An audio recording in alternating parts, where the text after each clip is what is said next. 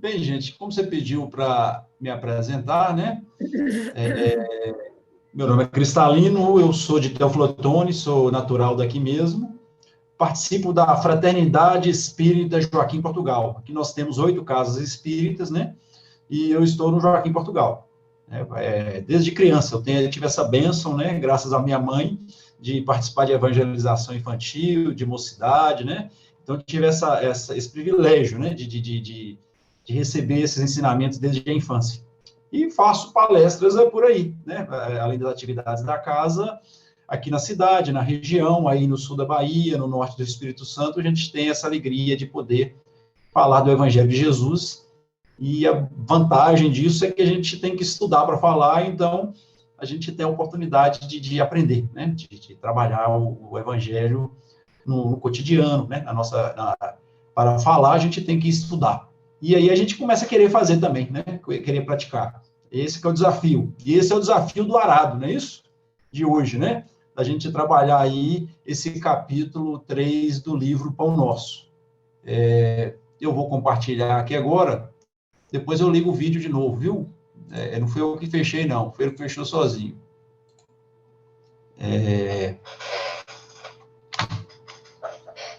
Espera aí que eu vou lá.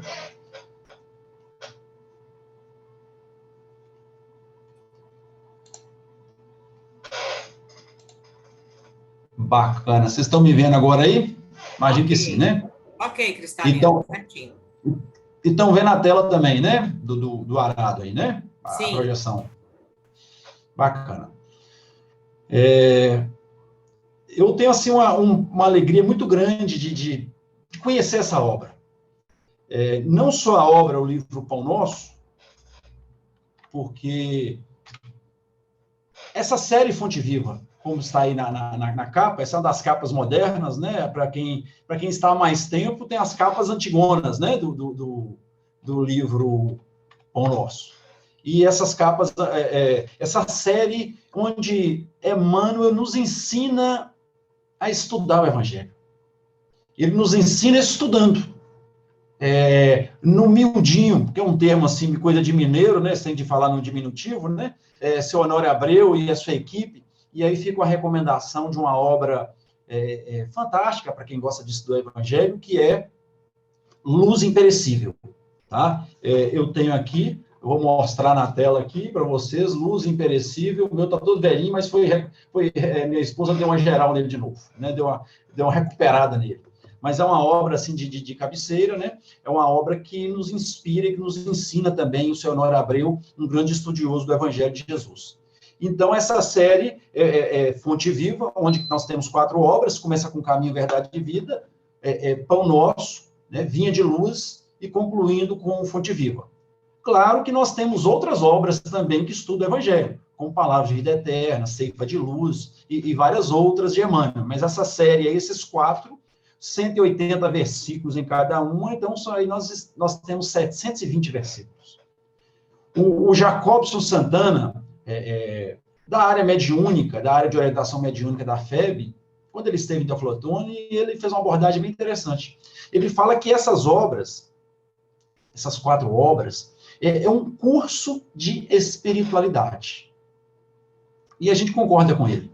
Porque cada tema desse são temas práticos, são temas do nosso cotidiano. E o Evangelho, o objetivo do Evangelho é esse. É trazer o Evangelho para o cotidiano. Para educar os nossos sentimentos. Que o Evangelho é para trabalhar os nossos corações. Claro que nós usamos o intelecto para isso. São as 2 asas que Emmanuel nos propõe. A asa da sabedoria, da intelectualidade, e a asa do sentimento, do amor, da amorosidade. Então, o Evangelho vem trabalhar esse equilíbrio aí na nossa postura, na nossa mudança, na nossa iluminação interior. Então, esse que é o grande objetivo do Evangelho. Antes de chegar no versículo propriamente dito, que eu vou até chegar nele lá, né? Que aqui, né, o versículo que Emmanuel escolhe para trabalhar o tema, o arado, né, que é o título de hoje, do capítulo 3 do livro Pão Nosso, o título é esse: e Jesus lhe disse: ninguém que lança a mão do arado e olha para trás é apto para o reino de Deus. Mas esse versículo tem um contexto, nós vamos chegar nesse contexto. Então, no Evangelho de Lucas, no capítulo 9, nos versículos 57 a 62, que nós vamos ler para a gente entender em que situação que nós estamos aí, que nós vamos estudar na noite de hoje. Enquanto estavam indo pela estrada, disse-lhe alguém, disse a Jesus, né? Seguir-te-ei para onde quer que fores.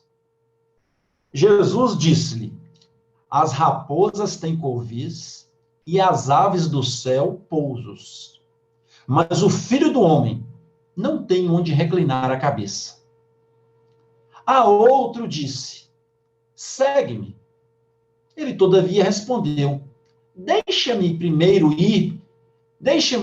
primeiro enterrar meu pai. Retrucou Jesus e disse, deixa os mortos enterrarem os seus próprios mortos. Tu, porém, vai, anuncia o reino de Deus. Disse-lhe ainda outro, seguir-te-ei, Senhor, mas deixa-me primeiro despedir-me dos que estão em minha casa. Respondeu-lhe Jesus, ninguém que olhe para trás depois de ter posto a mão no arado é apto para o reino de Deus. Chegamos aí, né, no nosso versículo.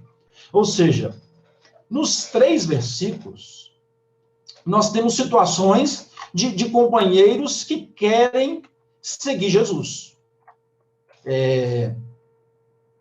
E Jesus coloca condições, apresenta, orienta como seguir, né? E esses versículos estão até estudados lá no capítulo do Evangelho segundo o Espiritismo, na estranha moral. Porque como é que Jesus vai impedir a pessoa de enterrar o pai que morreu ou de despedir dos seus familiares? Mas, claro, que o sentido é mais profundo. O sentido do Evangelho é um sentido para a vida espiritual, não para a vida material. Não que Jesus não levasse em conta a vida material. Pelo contrário. É tanto que Jesus usa termos da natureza, termos dos hábitos corriqueiros daquela população, daquela época, né, de 2000 anos atrás. E por isso que é importante nós buscarmos esse contexto desses ensinamentos, como hoje nós temos que entender o sentido do arado, a importância do arado para aquela comunidade. Então, é nesse sentido que nós vamos trabalhando aí essa compreensão. Mas o que Jesus falava era para promover o espírito imortal. Era para a nossa iluminação interior. Então, nós devemos nos desapegar de algumas questões, de alguns preconceitos, de algumas ideias equivocadas, de quem não compreende o Evangelho e não quer compreender. Porque muitas vezes nós não compreendemos. Mas quando nós desejamos compreender o Evangelho, nós buscamos, nós vamos estudar, nós pedimos a inspiração divina aos benfeitores, e a obra é vasta, é completa, é bela, e aí nós vamos sensibilizando os nossos corações, as nossas mentes, para ter o esclarecimento mais adequado às nossas necessidades. Só na tela aí, e Jesus lhe disse, nosso versículo, né? É o versículo que Emmanuel trabalha para falar sobre o arado. E Jesus lhe disse, eu fiz questão de colocar de vermelho e sublinhado as palavras que eu gostaria de trabalhar antes de entrarmos no texto de Emmanuel, né? Se Jesus disse, meus irmãos, é porque é importante. Mesmo que ele disse para aquele homem que queria segui-lo, mas se era importante para ele, é importante para nós. Porque Jesus não fala de coisas que são importantes só para um, para outro. Os ensinamentos de Jesus são importantes para a humanidade. Aquilo que ajudou aquele homem, que ajudou aquela comunidade, que ajudou aquelas pessoas, serve para ajudar todos nós.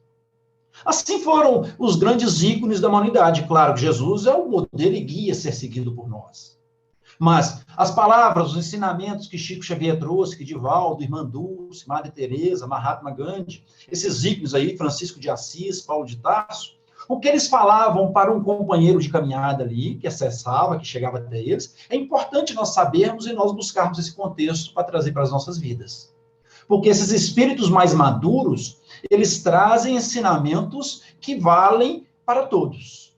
Claro, dentro da circunstância de cada um, dentro dos limites de cada um. Mas se Jesus disse, é importante. Abramos os nossos olhos, abramos os nossos ouvidos. Aquele que tem olhos de ver, que tem ouvidos de ouvir. Vamos prestar atenção. É norma, é ensinamento, é dica, é pista, é caminho a ser seguido por cada um de nós. Então, Jesus diz, ninguém. Quando ele fala ninguém, gente, é lei. É lei. Não é sugestão. Jesus, algumas pessoas, pode ser que para uns ou para a maioria. Não. Jesus foi taxativo. Ninguém. Então, eu sei que é lei, então eu tenho que prestar mais atenção ainda. Eu vou prestar atenção porque Jesus falou, e agora eu tenho que prestar mais atenção no ensinamento, porque é para todos. Porque a lei de Deus, a lei divina, ela não tem privilégios. Todos nós somos iguais diante da lei divina. As leis humanas têm falhas ainda, porque são imperfeitas, estão aperfeiçoando. As leis de hoje são mais perfeitas do que as de 2000 anos atrás. Mas elas são mais imperfeitas do que daqui 2000 anos, ou daqui 100 anos, né? Nós vamos evoluindo. As leis de 100 anos atrás, 100 e poucos anos atrás, era permitida escravidão no Brasil. A gente vê como é que as leis mudam, né? Então, assim, as leis vão caminhando, mas a lei divina não, é sem privilégios. Então, por isso que é ninguém. E aí ele fala que lança mão do arado e olha para trás, ou seja, lançar mão do arado. Nós vamos trabalhar o conceito do arado. Mas se a gente imaginar a pessoa que vai cultivar a terra, cultivar o solo, ele está trazendo essa conotação, esse texto, essa simbologia, para o momento de cada um de nós. E isso que é especial no Evangelho. A mão no arado e olhar para trás, para cada um de nós aqui hoje, é especial e diferente. O arado de cada um de nós é diferente, não é o mesmo. Porque cada um de nós é único. Cada um de nós é muito especial. Deus é um Deus de infinita criatividade. As folhas das árvores, não tem nenhuma folha de uma árvore que é igual a outra. Todas as folhas de uma... Pode parecer, né? Não tem nenhuma zebra que é igual a outra. Quem fala, a zebra é tudo igual, tudo é zebra, tigre é tigre. Não, cada animal é diferente, se for olhar os detalhes, né? A gente fala que os chineses, os japoneses são todos iguais. Não, cada um é único. Nem nós, nem a face, a lado da face, lá do lado direito, é igual ao esquerdo. É diferente. Então, então esse ensinamento é especial para cada um de nós. Cada um de nós. E a gente é muito acostumado, treinado, a olhar o vizinho, né? Ah, o vizinho, o meu amigo, o meu inimigo, o meu cônjuge, o meu filho, aquele que eu convivo, ele está olhando para trás, ele está com a mão no arado e está olhando para trás. E aí eu também já estou olhando para trás, né? Porque eu estou olhando para ele, eu não estou olhando para o meu caminho, né? Então, a especialidade disso, porque o direcionamento do estudo do Evangelho é pessoal e intransferível. É para cada um de nós. E aí, ele arremata. Então, ninguém que lança a mão do arado e olha para trás é apto. Ou seja, está pronto. Está capacitado para o reino de Deus. E aqui cabe um comentário, né? O reino de Deus. O reino de Deus daria uma palestra, né? Só para falar sobre o reino de Deus. É interessante que eu acho que cada uma dessas palavras aqui daria para fazer um estudo, né? Daria para aprofundar, né? O contexto de cada uma delas. E o reino de Deus dá uma palestra maravilhosa. Mas vamos lá. O reino de Deus ou o reino dos céus, e é interessante que o evangelista Lucas fala muito reino de Deus. Já o evangelista Mateus fala pouco reino de Deus. E é porque Mateus ele era publicano, ele era judeu, cobrador de imposto. E Lucas não, Lucas era médico, ele era grego.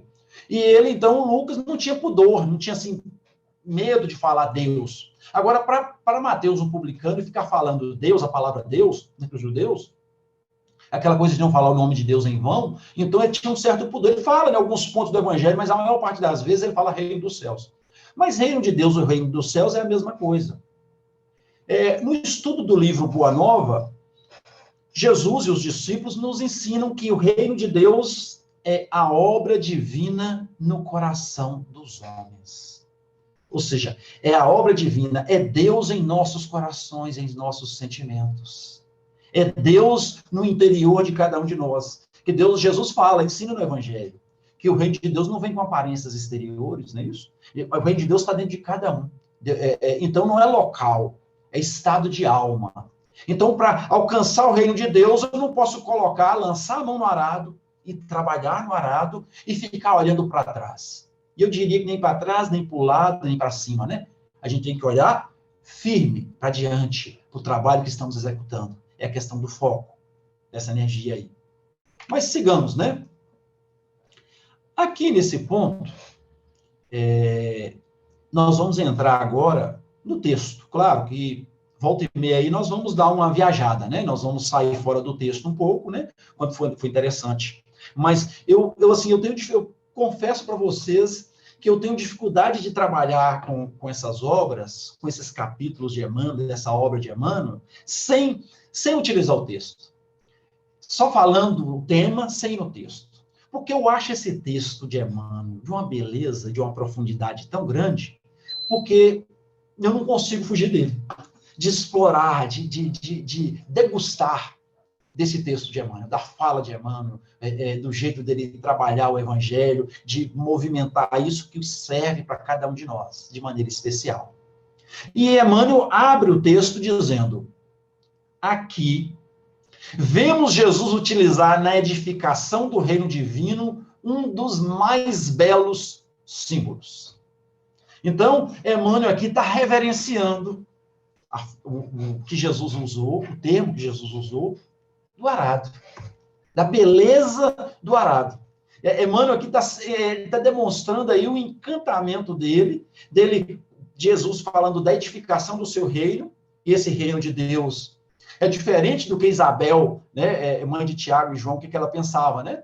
Que ela queria que Jesus colocasse os seus filhos uma à direita e outra à esquerda, né? Imaginando o reino sendo local, né? E Jesus vem esclarecer que o reino é na intimidade. Mas na edificação desse reino, no coração dos homens, ele vai usar aqui o símbolo dos mais belos símbolos que Emmanuel coloca para nós, do arado. Não é isso? E aí, nós estamos trazendo aí uma figura do arado. Esse arado, gente, ele foi responsável, esse simples objeto, que na época de Jesus era feito com madeira, uma forquilha, né, um galho de árvore, né, e com a pedra presa nele, embaixo, para que ele, quando chovesse, com a terra seca, ele não conseguia, igual hoje nós temos máquinas para isso, né, mas essa peça, ela causou uma revolução agrícola. Tem história do arado há 5.000 anos atrás, ou seja, desde 3.000 anos antes de Cristo, tem registros de uso do arado. O arado tinha um papel muito interessante, muito importante no solo. Ele revolvia, descompactava o solo. Vamos imaginar aquele solo que está duro, aquele que está empedrado, que está firme, não dá espaço para a semente, e para a semente crescer, ela precisa de uma terra mais fofa, mais solta, mais descompactada. E o arado tem esse papel de revolver, de mexer com o solo. E aí a gente já pode começar a imaginar no solo do coração endurecido, a edificar o reino de Deus num coração que está ressequido, que está endurecido, que está fechado, que está compactado. A gente vai imaginar o papel importante do arado e imaginar o que pode ser esse arado. Das possibilidades, que para cada um de nós o arado pode ser um objeto, uma circunstância. Nós vamos imaginando aí o que pode ser, e aí a gente vai questionando cada um, pensando o que pode ser o arado na minha vida, ou na vida da humanidade, né? Da evolução da humanidade, que nós evoluímos como planeta, ou de uma comunidade, né? Então, assim, esse objeto fantástico que provocou essa revolução. Os arados modernos têm a mesma função. Claro que a agricultura procurou outros rumos, hoje nós temos o plantio direto, que revolve pouco a terra, né? Mas não deixa de revestir a terra, de abrir a terra para poder jogar semente, né? Mas evoluiu, teve algumas mudanças aí. Mas durante milhares de anos, o arado, que era simples lá, ele tinha esse papel. Mas o arado, na época de Jesus, ele era puxado por 2 bois. né? Eram os bois, tinham jugo, essa canga, ou jugo. Vocês lembram que Jesus falava que o jugo suave, né? Meu fardo é leve, meu jugo suave. O jugo é essa trave que está aí, que prendia os dois bois, né? E esses bois arrastavam o arado. E ainda tinha uma questão ainda, que é relatada pelos historiadores, que o homem que conduzia o arado, era um trabalho pesado ali, né? Mas claro, mais leve do que rasgar a terra sem o arado, né? Fosse rasgar na mão, né? Não existia enxada na época, e mesmo a enxada seria mais lento. Eles ainda tinham um aguilhão, um chicote, alguma coisa para estimular, para atiçar os bois. E os bois domesticados, não eram bois quaisquer, né? Não eram os bois que pegavam onde tinha que domesticar os bois, treinar os bois para fazer esse processo. Então, nós temos aqui um ambiente. Vamos imaginar esse ambiente, então. Esse ambiente do arado aí. O solo. O que seria o solo para cada um de nós? O solo pode ser a encarnação, a vida material, essa vida aqui, essa oportunidade da reencarnação. A vida de cada um de nós é o nosso solo. Nós podemos imaginar o solo também, o ambiente de trabalho, onde é que nós temos o nosso ganha-pão. A empresa que eu trabalho, o ambiente que eu trabalho, ela pode ser considerada aí o meu solo, o meu ambiente de edificação. A família pode ser meu solo. É um ambiente de trabalho. É um ambiente onde é que o arado pode trabalhar. Então, por isso que o arado pode ser visualizado em várias circunstâncias. O ambiente da casa espírita, o ambiente de divulgação e propagação do evangelho, pode ser o solo que eu estou trabalhando. Nós aqui hoje estamos trabalhando o arado do ambiente da casa espírita, dessa casa de que é uma sementeira de luz e de amor. Então, o arado está sendo trabalhado nos nossos corações aqui na noite de hoje. Então, são várias circunstâncias que a gente pode imaginar que é o solo. Né? E preparar o ambiente para lançar as sementes. Então, nesse contexto. Aí esses bois, são o quê? Esses animais aí que estão puxando, que estão tracionando. Nós podemos pensar em várias possibilidades, né? Como um indivíduo, a gente pode pensar na questão que nós falamos inicialmente, da razão, do intelecto, e também a questão do sentimento, do coração. Trabalhar essas duas forças de maneira equilibrada. Nós podemos pensar também nas questões materiais e nas questões espirituais. Os tesouros do céu e os tesouros da terra. Nós podemos pensar nesses equilíbrios aí, nessas questões que nós podemos imaginar. Esses bois podem ser também a bondade divina que nos coloca pessoas amigas, companheiros bondosos para nos auxiliar. Pode ser possibilidade para a gente pensar, para trabalhar também, imaginar também. Né? Então, é nesse sentido do semeador, do trabalhador, né? E preparando o terreno para outros virem depois, como a gente está vendo na tela. Então, essa imagem aí, essa tela aliada ao texto, e ao ensinamento de Jesus, traz muita coisa. Mas aí já pensou eu tirar a mão do arado e olhar para trás? Como é que vai ficar? Tinha que fazer riscos, tinha que rasgar a terra em linhas retas. Não podiam distrair para poder essa linha sair, uma pisar na outra, atrapalhar a outra, os animais pisarem onde é que eles riscaram. Então, tinha que ter um trabalho de atenção. E aí, a nossa evolução espiritual também precisa disso. Né? Precisamos trabalhar virtudes e trabalhar as nossas conquistas com essa dedicação, como nós vamos ver mais adiante. Mas sigamos. Então, seguindo no texto de Emmanuel, né? Efetivamente, se desejasse, o mestre criaria outras imagens. Emmanuel elogiou o arado, a figura do arado, ele fez assim uma reverência, né, da figura do arado, e aqui ele falando que Jesus podia criar outros símbolos, outras possibilidades para trabalhar o reino divino, para dar exemplo do reino divino. Ele poderia reportar-se às leis do mundo, aos deveres sociais, aos textos da profecia, lá dos profetas do Antigo Testamento. Mas prefere fixar o ensinamento em bases mais simples. Isso aqui é de uma profundidade, uma beleza, nós fizemos questão de sublinhar aí, só faltou mudar a letra do texto, que eu acabei distraindo e não mudei, mas vou imaginar aí em bases mais simples. O Evangelho tem que trabalhar o ensinamento é dentro da simplicidade. Quando a gente quer incrementar muito, inventar muita coisa, nós costumamos fugir da essência. E o evangelho é simplicidade. É tanto que Jesus trabalha elementos da natureza.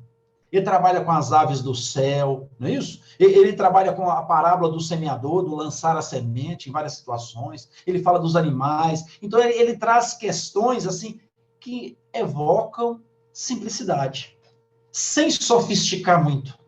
Porque mostrando a essência da vida, o sentido da vida.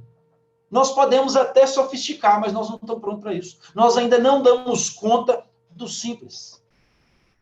É tanto que Chico Xavier, durante o seu trabalho fantástico, mas ele tinha um intercâmbio com o plano espiritual, então as pessoas ficavam, alguns companheiros curiosos, querendo saber se tinha alguma novidade, alguma revelação, alguma coisa diferente, né?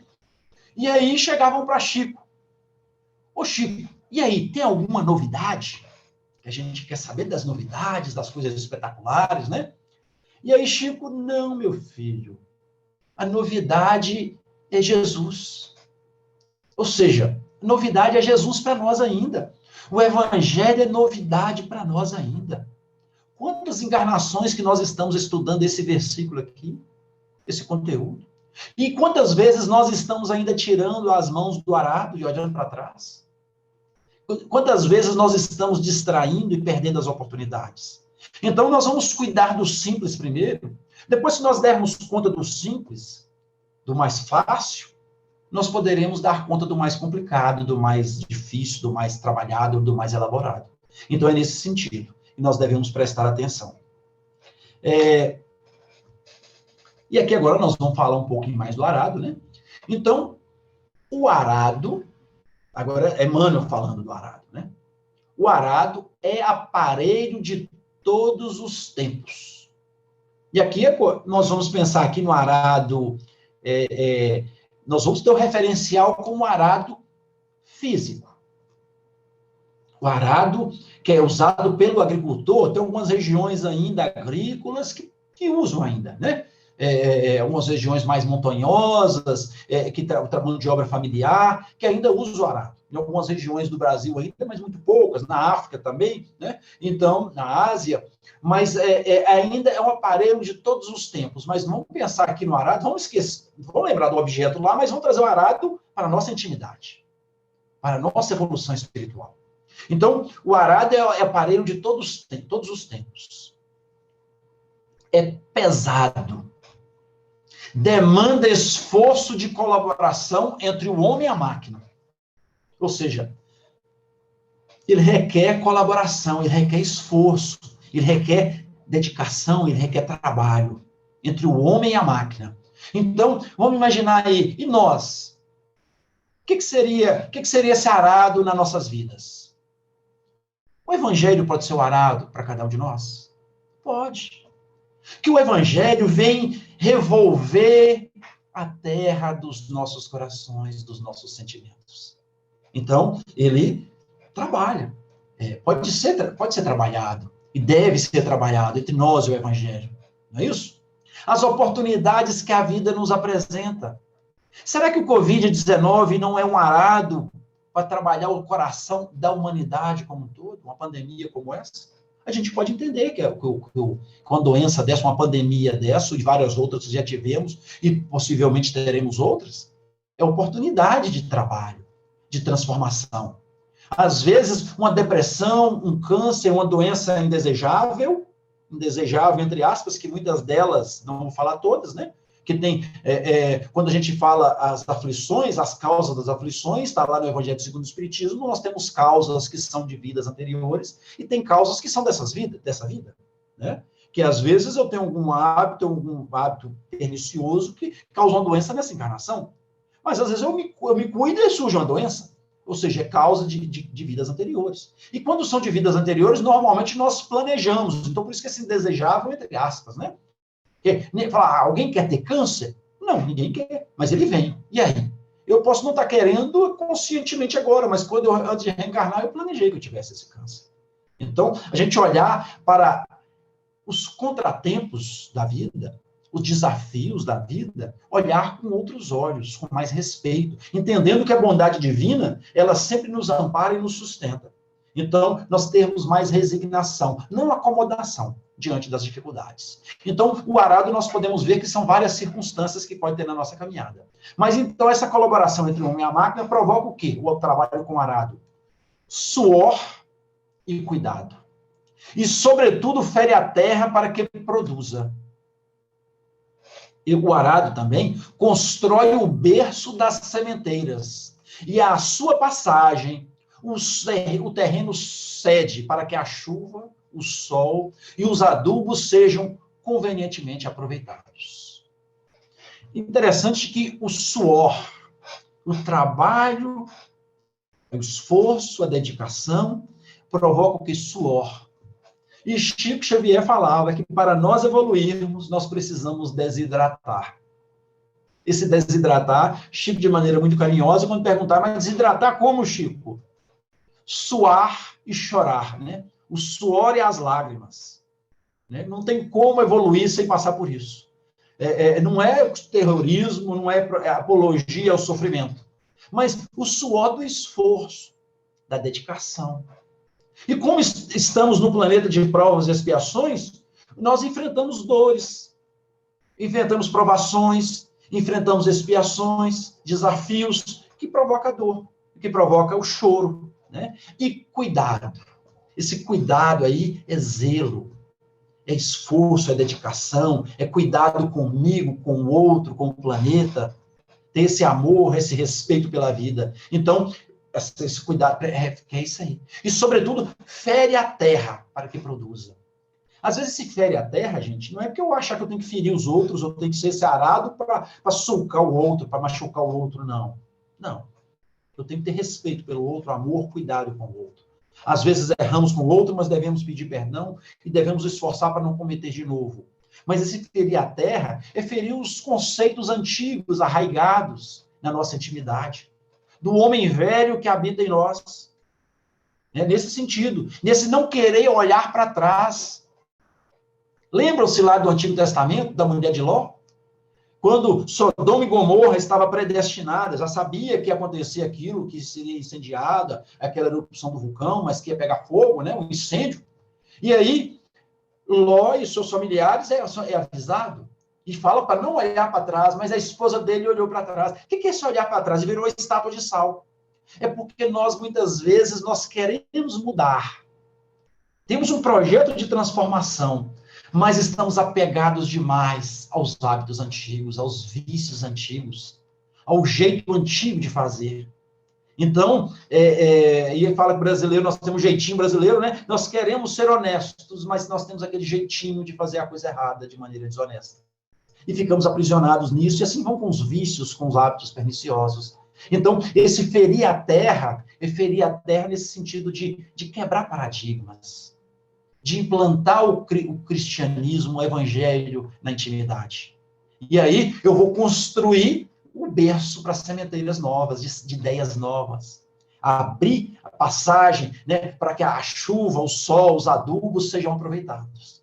Para que a semente do amor do Cristo possa frutificar, possa florescer dentro da minha intimidade, dentro do meu coração.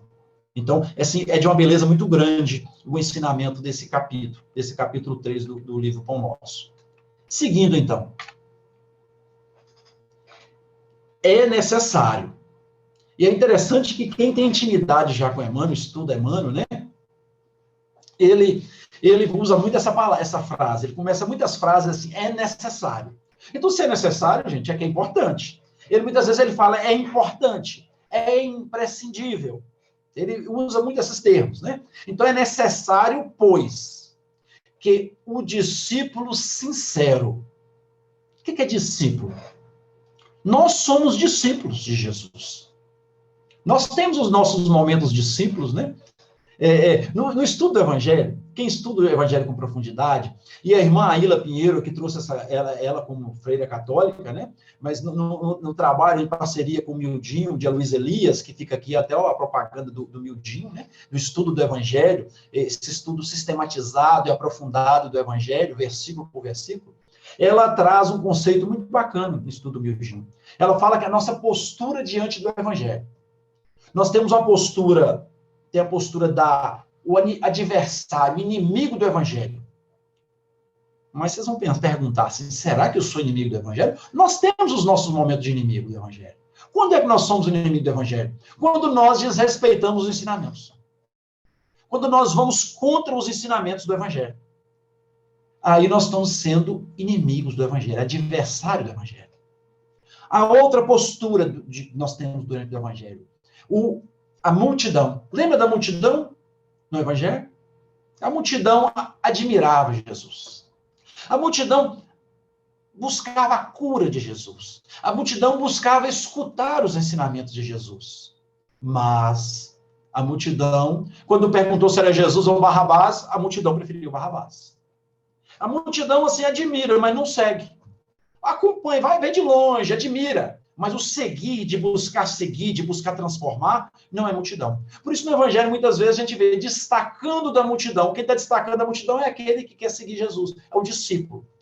Discípulo vem de aluno, aprendiz. Somos nós aí, na maioria das vezes.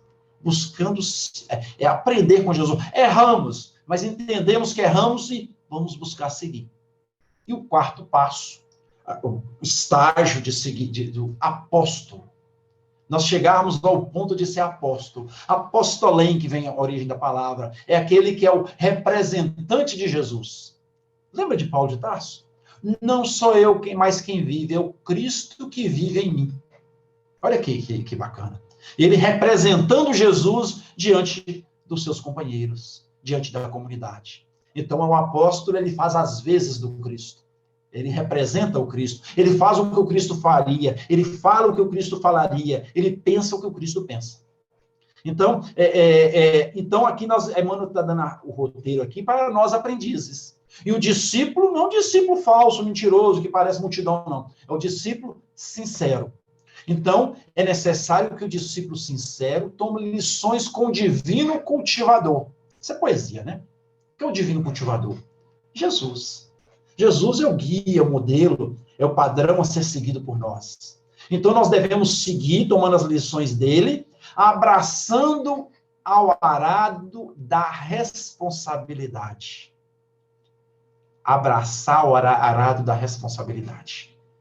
É o compromisso que eu tenho. A lei divina está escrita na consciência. O que é certo e errado, nós temos que estar estudando, buscando meditar acerca disso, mas nós trazemos a lei divina na consciência. Nós precisamos entrar em contato conosco mesmo, com a nossa essência divina, com o amor divino que reina dentro de nós. Não deixarmos nos dispersar com as coisas de fora, ou com os erros do companheiro de caminhada. Nós temos que prestar atenção na conduta que cada um tem.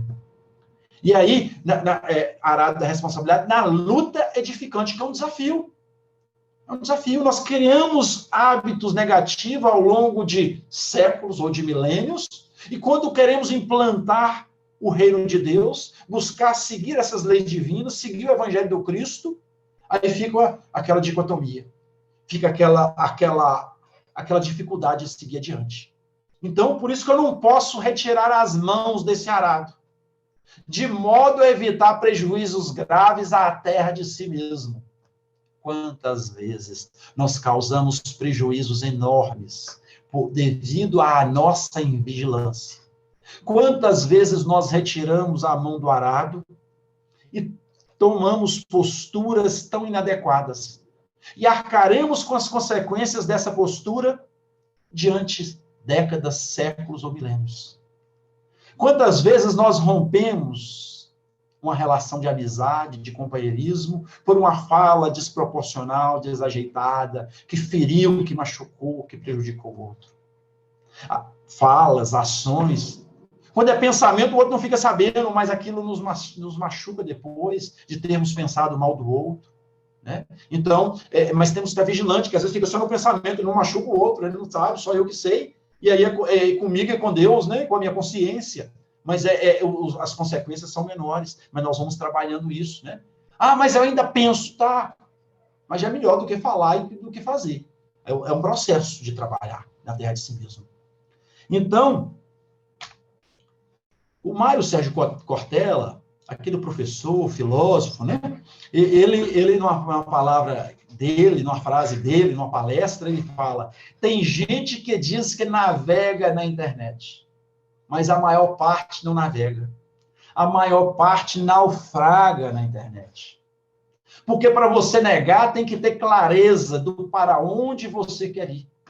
Mas eu tiro a mão do arado e fico perdido. Você tem que ter clareza do que você está procurando.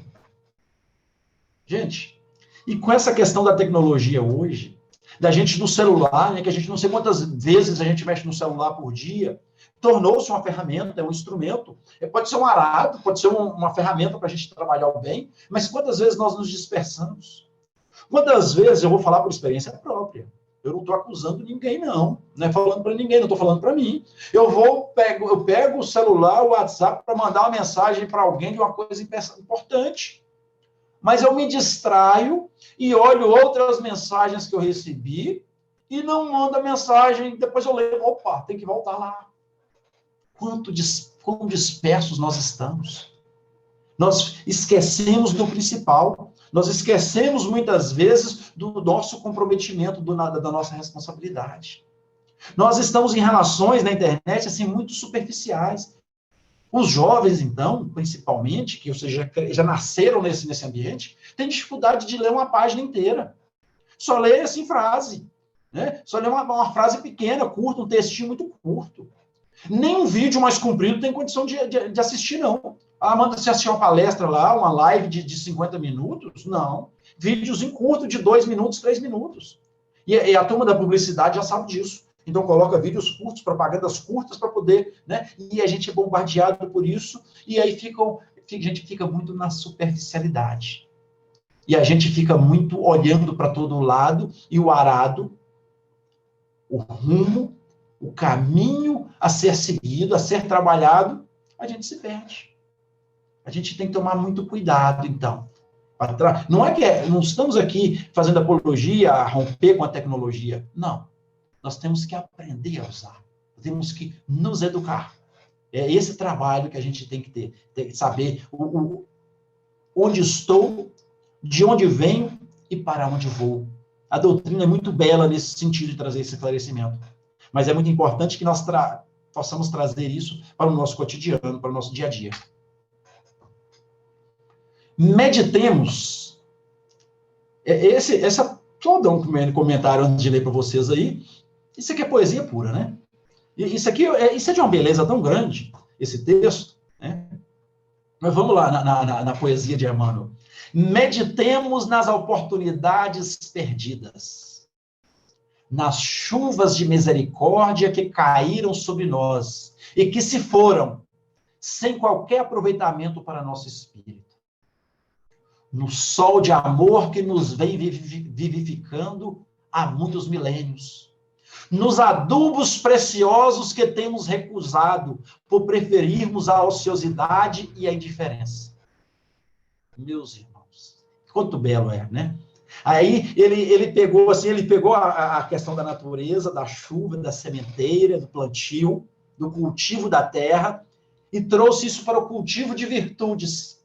Então, nas chuvas de misericórdias que caem sobre nós, quanta misericórdia, quantas bênçãos existem nas nossas vidas. Pensemos nisso.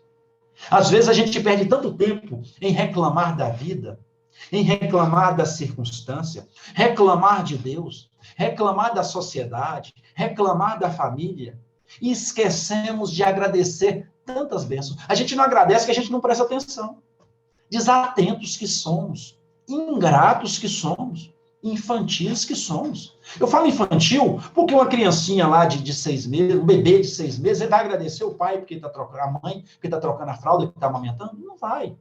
Porque ele está ali, como ele está se formando ali, e ele não tem esse entendimento. Ou mesmo uma criança de 1 ano, ela vai agradecer, de 2 anos? Não vai agradecer, ele não tem esse sentimento de gratidão. Porque ali é obrigação do pai e da mãe, e ele ainda não tem essa maturidade para agradecer, para entender. Então, nós infantis que somos diante da divindade, muitas vezes só reclamamos. Não entendemos, não vemos tantas bênçãos que a gente recebe todos os dias na nossa caminhada.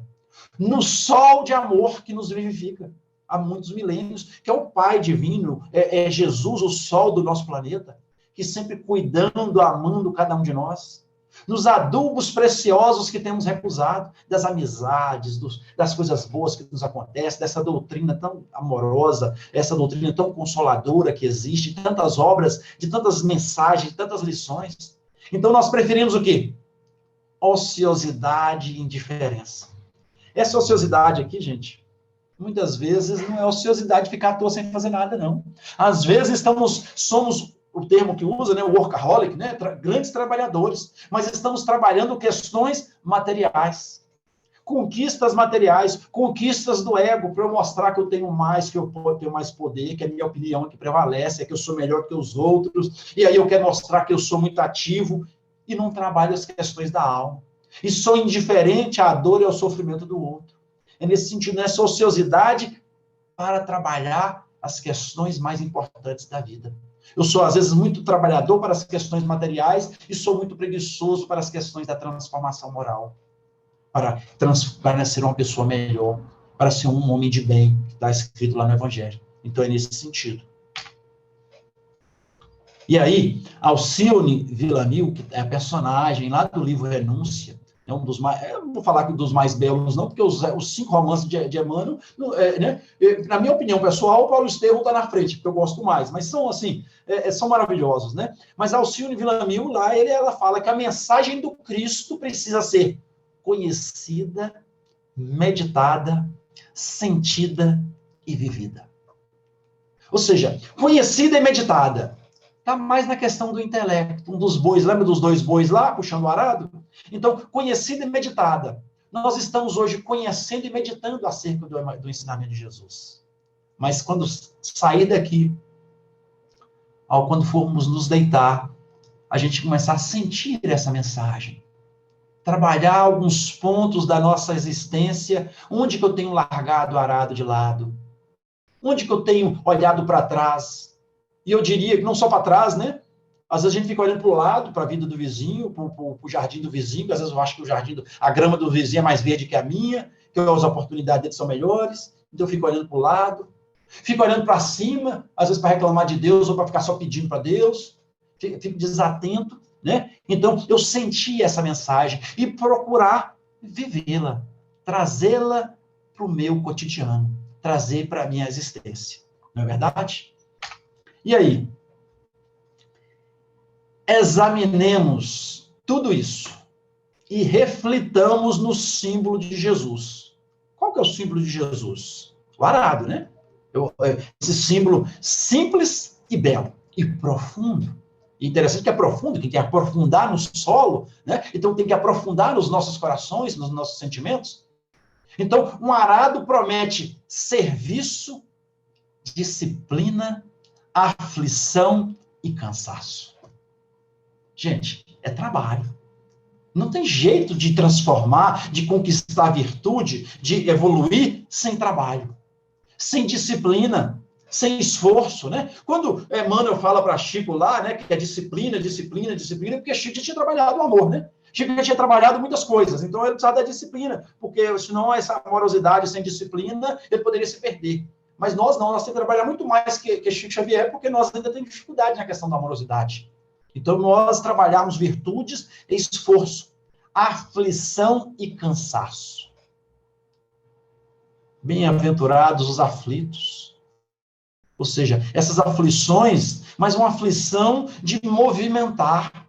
Porque às vezes eu estou acomodado na minha zona de conforto, achando que está tudo bom, achando que eu sou bom. Às vezes eu não só acho que eu sou bom, eu acho que eu sou melhor do que os outros. É o orgulho, né? É a questão do orgulho que nós estamos aí. Porque à medida que a gente vai se conhecendo, à medida que eu vou olhando para dentro de mim, com mais cuidado, com mais zelo, com mais atenção, eu vou percebendo que eu não sou lá grande coisa, não. E começa a gerar aflição. Mas essa aflição é boa no sentido de movimentar, de querer ser melhor, de trabalhar virtude, e esforçar e cansaço. Mas é um cansaço bom, né? Às vezes eu falo assim, chega no final de um trabalho no bem, de algum desafio que eu estou vencendo, eu vou falar assim, eu estou cansado, mas estou satisfeito, estou em paz. O difícil é o cansaço do caminho equivocado. É um cansaço infinito. É um cansaço que além de cansado, é desespero. Não estou falando aqui em desespero. E a palavra desespero é interessante, que é falta de esperança, que 10 é sem espero, sem esperança. Não. É esperança em Cristo. É um cansaço, mas uma satisfação de dever cumprido. Esse é o convite de Jesus. No entanto, fecha Manuel, não se deve esquecer que depois dele, serviço, disciplina, aflição e cansaço, vem o quê? Chegam as semeaduras e colheitas, pães no prato e celeiros guarnecidos. Ou seja, depois do trabalho, meus irmãos, nós sabemos disso, todos nós já fizemos algumas empreitadas no bem, já fizemos algumas atividades no bem, já fizemos algum esforço no bem, e assim, e a colheita disso é muito boa. Não é esforço que nós estamos fazendo aqui hoje, é uma dedicação, é um esforço. Para muitos de nós que já estamos habituados a escutar, falar do Evangelho, o sentimento é bom. Né? Então, mas a gente, quando chega no final de um trabalho, aqui é um trabalho, né? Porque trabalho é toda ação no bem, né? É toda ação que transforma, que promove o bem, toda ação edificante. Então, aqui nós estamos trabalhando o Evangelho. A gente chega no final, a gente se sente bem. A gente colhe os frutos dessa hora que nós dedicamos ao bem. Quando a gente cria o hábito de fazer uma leitura edificante todos os dias, a gente dedica ali meia hora, 1 hora, 15 minutos, e começa com 5 minutos, né? Depois vai ampliando para fazer uma leitura no bem, uma leitura boa, edificante, com o tempo, a gente começa a colher os frutos disso. E aí vai nas virtudes, na aquisição de virtudes. A gente vai, esse pão no prato e celeiro guarnecido, no celeiro da alma. Não é nas questões materiais. É que às vezes a gente está habituado. Jesus usava essas metáforas para a gente entender, para a gente buscar continuar trabalhando. E aqui nós nós pensamos algumas frases aí, 3 frases lá do livro Pensamento e Vida, quando fala da vontade, que sarado tem a ver com a vontade, a dedicação, o esforço. A vontade é a gerência esclarecida e vigilante, governando todos os setores da ação mental. Então, essa vontade, esse desejo, esse empenho, essa dedicação de trabalhar a virtude, de trabalhar as oportunidades, as dádivas que a vida me oferece. Nela, na vontade, nós dispomos do botão poderoso que decide o movimento ou inércia da máquina. Ou seja, o movimento do arado. Ele está falando máquina aqui, né? Que Emmanuel falou lá no Pensamento e Vida. Ele não está falando do arado, mas nós estamos transportando para aqui. Mas esse botão está aqui na nossa intimidade. Nós é que temos o livre-arbítrio de movimentar ou de deixar o arado solto, disperso, tirando a mão dele, olhando para o lado, distraindo. Só a vontade, afirma Emmanuel, é suficientemente forte para sustentar a harmonia do espírito. Ou seja, essa vigilância, esse comprometimento, essa dedicação é que vai manter a harmonia do espírito, vai manter o arado no trilho certo, para colhermos os frutos necessários. Os frutos tão necessários nesse momento tão desafiador que a humanidade enfrenta. Na parte 3ª das leis morais, lá do Livro dos Espíritos, que é bom nos nossos estudos a gente sempre buscar o Livro dos Espíritos, buscar a obra básica, né? Então, na 3ª parte da perfeição, e aí nas leis morais, no item das perfeições morais, quando fala das paixões, que as paixões podem ser esse arado, é um animal, como o corcel que Kardec fala, da gente dominar esse corcel, essa força que tem, né? Poderia o homem, pelos seus esforços, vencer as suas más inclinações, que é o grande desafio nosso, vencer? Como é que se reconhece o verdadeiro espírita? Pelo esforço em domar suas más inclinações, não é isso? Sim, responde os benfeitores, e frequentemente fazendo esforços muito insignificantes. Ou seja, não precisa ser aquele desespero, não. Esforço insignificante. O que falta é o quê? Vontade. Ah, quão poucos dentre vós fazem esforços. esse trabalho, esse empenho, essa dedicação, são poucos de nós que fazemos. E aí, ao final, meus amigos, eu queria dizer que o motivo, o sentimento é esse aí. É alegria e gratidão de estarmos aqui falando nessa noite tão especial, nessa noite tão agradável aos nossos corações, onde está o frio no ambiente externo, mas os nossos corações se encontram aquecidos com o Evangelho de Jesus, com os ensinamentos do benfeitor Emmanuel, com essa união, esse congraçamento entre nós nessa noite tão especial. Muita paz para todos nós.